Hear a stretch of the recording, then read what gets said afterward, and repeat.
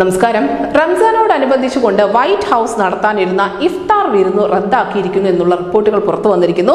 മുസ്ലിം സമുദായത്തിൽ നിന്നുള്ളവർ ക്ഷണം നിരസിച്ചതുകൊണ്ടാണ് ഇങ്ങനെ ഒരു റദ്ദാക്കൽ നടന്നത് എന്നാണ് സൂചന.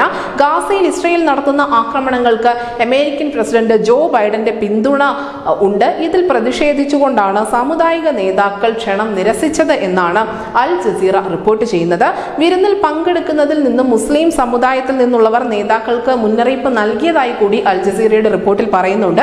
ക്ഷണം സ്വീകരിച്ചവർ പോലും പിന്നീട് തങ്ങൾ ഈ ഒരു ഇഫ്താർ വിരുന്നിൽ പങ്കെടുക്കുന്നില്ല എന്ന് ബൈഡൻ ഭരണകൂടത്തെ അല്ലെങ്കിൽ വൈറ്റ് ഹൗസിനെ അറിയിക്കുകയായിരുന്നു.